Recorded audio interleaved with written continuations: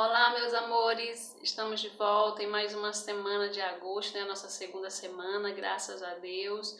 Desejo que todos vocês estejam bem e que tenham tido um final de semana maravilhoso. Hoje, 10 de agosto, né, de 2020. Desejo a todos vocês uma belíssima segunda-feira.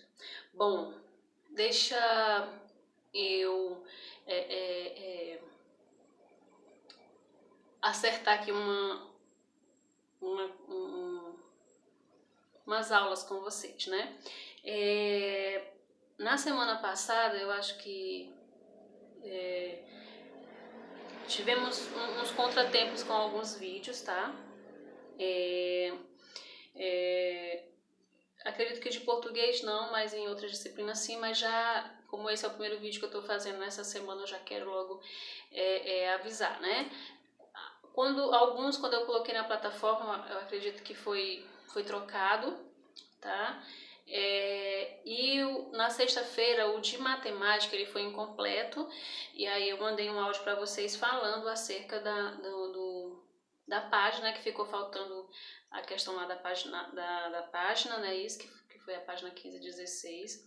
Bom, então, dessa forma, eu vou fazer aqui uma revisão rápida, tá, dos conteúdos que já foram dados na semana passada. Em português, nós iniciamos na página 2, né?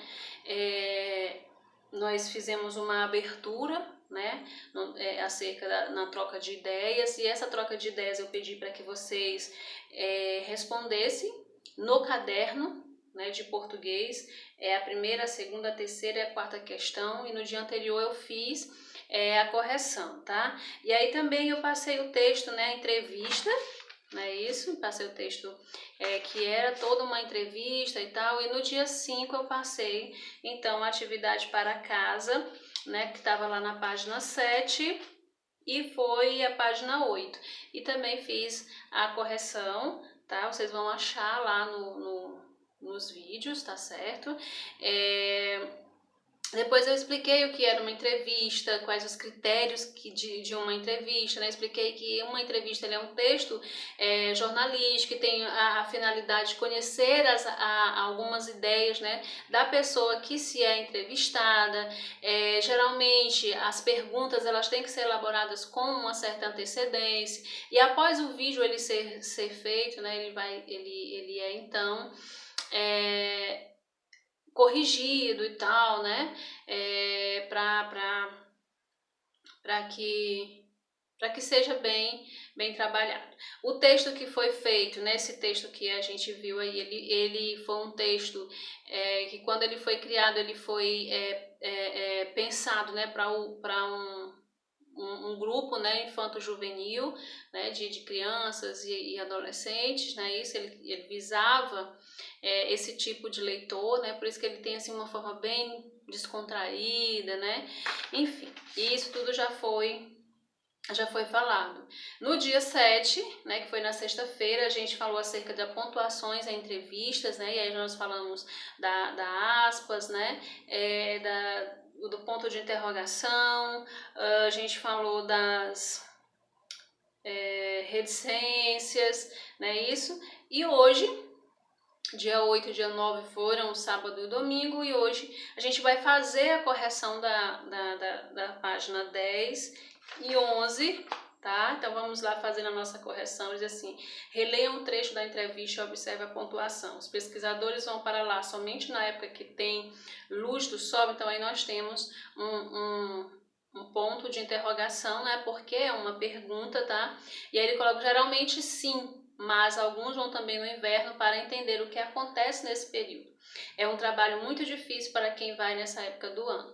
E aí na alternativa A ele diz: qual é a pontuação utilizada no final das perguntas?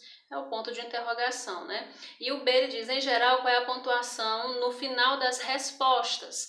Né? Como são uma frase em que eu estou declarando algo, respondendo, né, isso, então usa-se o ponto final, tá? Na segunda questão, porque o título está entre aspas, né? que é o título da entrevista. E eu acredito que eu já até falei para vocês, né? Que para informar ao leitor que o título da entrevista é uma frase da fala do entrevistado, tá certo? Ou da entrevistada, que no caso a entrevistada é uma mulher. Releia esse outro trecho. Há biólogos, geólogos, meteorologistas, profissionais de veterinária, medicina, e aí tem uma reticências, né? Além das vírgulas, temos aí as reticências. Por que foram usadas vírgulas? Então, as vírgulas elas são usadas para quê? Para separar, né, diversos elementos, seja ele as profissões dos pesquisadores que costumam ir à Antártica, não é isso? O que indica as reticências? Indica que há outros profissionais que costumam ir também fazer o seu trabalho ali na Antártica. Na quarta questão diz, na fala da pesquisadora, várias perguntas. Relei algumas delas. Que tal férias na Antártica? A quem essas perguntas são dirigidas? Então, essas perguntas, elas são dirigidas a princípio, né, aos entrevistadores. Tá? Contudo, também pode-se supor que a entrevistada deseja se comunicar com os leitores. Na B diz por que ela faz essas perguntas, né? Então é possível deduzir que a pesquisadora deseja despertar, tá, o interesse para o assunto que se está tratando, tratando ali naquela entrevista, naquele texto. E aí na quinta questão nós temos um outro trecho que diz: na Antártica foi registrada a menor temperatura da Terra, 89 graus negativos, tá? E ele diz qual é a função dos dois pontos aí, né? Os dois pontos, eu espero que vocês percebam que esses dois pontos, eles servem para... eles anunciam, tá? Ou eles introduzem uma explicação. Então, é uma pausa para iniciar, então, uma explicação, tá bom? Releia alguns trechos da fala da entrevista. Aí nós temos aí, né? Ele assim, o sentido empregado com o uso do ponto da exclamação nessas frases é de, né? Olha que lindo, até crianças podem ir lá. Essa é uma história muito bonita, longa e de aventura, né? Então aí o ponto de exclamação, ele tem um sentido de entusiasmo, não é isso? De entusiasmo, não de ironia e nem de dúvidas, tá? E aí o nosso assunto de hoje, né? Nosso assunto de hoje é o modo indicativo versus modo subjuntivo. No trecho 1 nós temos pinguins vivem apenas no Polo Sul, isto é, na Antártica, e ursos polares no Polo Norte, ou seja, no Ártico. Trecho 2. Se ambos vivessem na mesma região, os ursos não teriam que se preocupar com sua fonte de alimento, não é mesmo? As formas verbais em destaque, vivem e vivessem, corresponde a qual verbo no infinitivo? E aí ele te faz uma pergunta. Você já sabe responder, gente? E aí nós já estudamos anteriormente, né, que as formas, né, nominais, elas são três, tá? O particípio, o gerúndio e o infinitivo. E no caso aí ele está perguntando no infinitivo. Então no infinitivo os verbos eles terminam em AR, ER, OR e IR. Tá? Então, ele pergunta, as formas verbais em destaque correspondem a qual verbo no infinitivo? Vivem e vivessem. É do verbo viver, né? Então, termina em ER, tá? E ao verbo viver. Então, essa é a sua resposta. Em qual trecho a forma verbal destacada indica certeza? Pinguins vivem ou se ambos vivessem? E aí nós temos...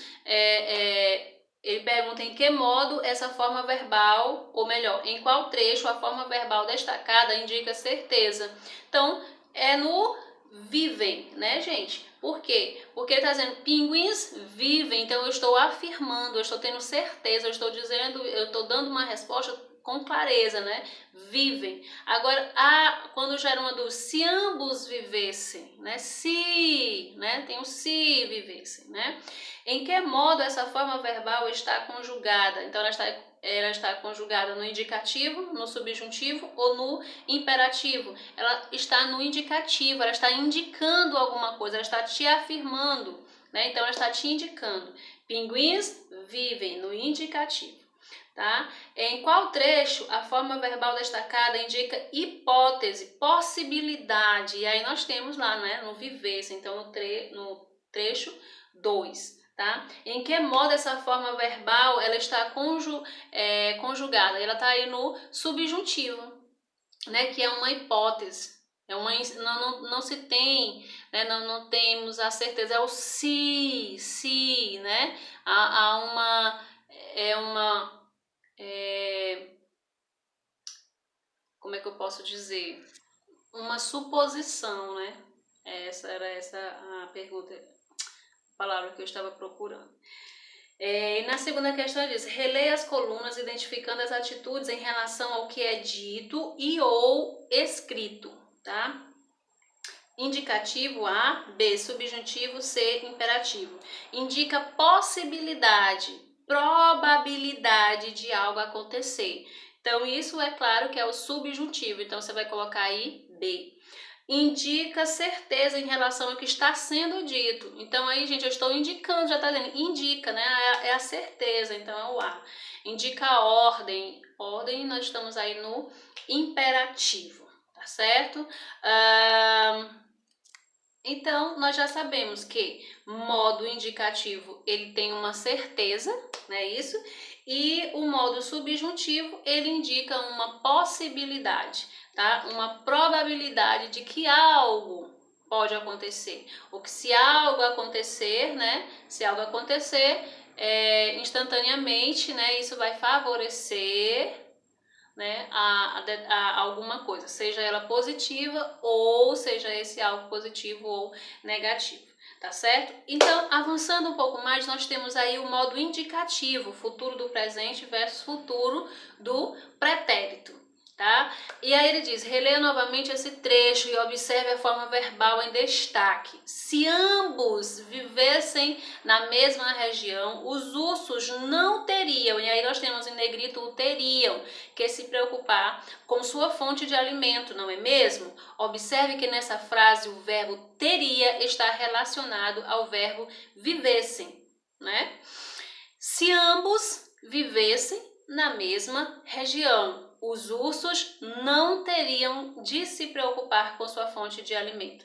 Releia a reescrita desse texto e complete-a com uma palavra do quadro, tá? E aí nós temos tivesse, tem, tinham e terão. Se ambos viverem na mesma região, tá? Os ursos não terão de se preocupar com sua fonte de alimento, não é mesmo? Então, o que eu quero destacar aqui para vocês é justamente o que está bem aqui, olha, meus amores, ó, que está aqui, tá? Nesse quadro em destaque. Então, o que ele vai dizer aqui? No modo indicativo, há dois tipos de futuro. O futuro do presente e o futuro do pretérito. No futuro do presente, né, o futuro do presente, ele indica uma ação que ainda vai acontecer. Terão. Então, repetindo, no futuro do presente, tá, a ação ainda vai acontecer. No futuro do pretérito, tá, a ação futura quando não se tem certeza de um fato. Teria indica uma ação futura quando não se tem certeza de um fato. Exemplo, né, nós temos aí o teria, tá? Esse assunto, ele é um assunto, né, que ele é um tema que vocês já estudaram em séries anteriores, terceira série, quarta série. Sempre vocês veem, né, o tempo futuro, ou melhor, os tempos verbais, né, presente, passado, futuro. Então, isso vocês já estudaram. Então, nós estamos fazendo aqui só uma recapitulação, tá? E acrescentando isso, que no modo indicativo há dois tipos de futuro: o futuro do presente, que indica uma ação que ainda vai acontecer, e o futuro do pretérito, que indica uma ação futura, uma ação futura, né? Quando não se tem certeza de um fato. E aí, nós temos as nossas atividades, tá? E eu vou responder aqui a quarta questão para a gente fazer para casa a página 14 e a página 15. Então, lá na página 13, eles começa aqui a quarta questão. Sublinhe nas frases os tempos verbais no futuro do presente ou no futuro do pretérito. A. O menino disse que viajaria para a Antártica. Então, nós vamos sublinhar aí o viajaria. Na B, ele gostaria de conhecer esse lugar. Então, o tempo verbal é gostaria, tá? E nós temos o C, falarei com a Maria sobre a viagem que faremos no próximo mês, tá? Então, nós temos aí, você vai sublinhar o faremos, página 13. E como atividade para casa, página 14 e página 15. Beijão no coração de vocês, muitíssimo obrigada pelas dicas, a você, papai, mamãe, e meus alunos queridos, né? Obrigada pela compreensão, obrigada pela dedicação, enfim, sou grata a vocês por tudo, por estarem aqui, né? E por estarmos juntos. Beijão, amanhã a gente se encontra aqui novamente. Tchau, tchau!